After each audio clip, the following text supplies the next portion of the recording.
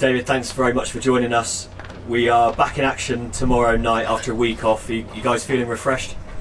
Yeah, we are. I think actually it's been quite nice, a bit strange almost having a week between games. We're not really used to that, but actually it's given, like you say, a really nice period to reflect on those first 3 games that obviously haven't gone how we'd want them to. Get in the nets and put things right, and then there's probably no better way than to put things right than get into a big derby game tomorrow. And you said it yourself there, but at this point in the competition last year, it was really that Somerset match at home which really kick-started our campaign. Yeah, exactly. I think it's a game where we know there's going to be a lot of adrenaline, a lot of emotion.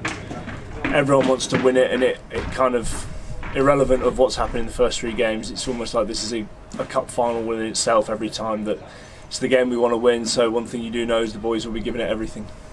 And you've alluded to it yourself a little bit there, but it has been a tricky start. What would you put that down to, and what have you been working on this week to try and put that right?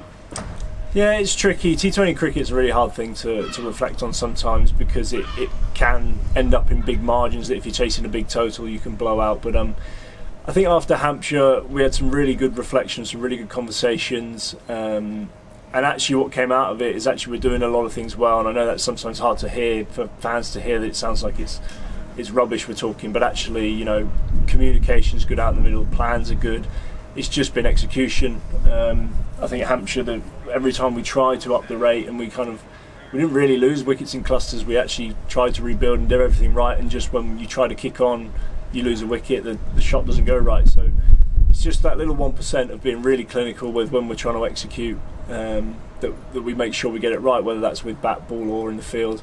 So yeah, we've probably acknowledged that we've just been slightly off in those tiny areas that make us super sharp, but the acknowledgement as well that actually teams have been super hot on us this year, and that's probably to be expected with what we achieved last year. So actually, yeah, the acknowledgement that we've always, every game we've got to be right on it to do what we did last year again. And for yourself, 4 wickets so far this year. Have you found it easy to get back into the swing of things? Do you feeling good ahead of tomorrow?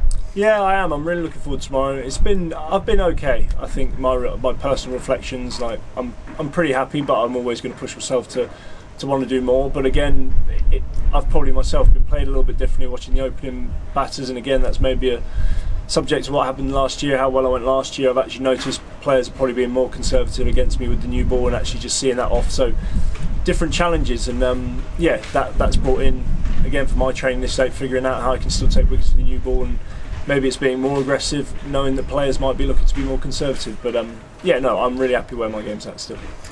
And West Country derby under lights in Bristol here tomorrow night. We've got the extra stand-in due to extra demand this year. Obviously, 2 of the top T20 teams in the country. How are the guys kind of feeling about that match in particular, that rivalry coming back to Bristol? Yeah, I'd say it's come at the perfect time, because everyone's excited about that, and it almost takes away from all the thinking of what's happened before, because all you're thinking about is that game. And like you say, the ground's looking amazing. Every time the temporary stands up, it really looks like a full proper stadium. And the only thing I'm not happy about is how small the boundaries look with those stands up at the moment. But no, I think it was going to make for a great spectacle. We saw how good the England game was here, and I think it's going to be just like that. And the boys are nothing but excited for it.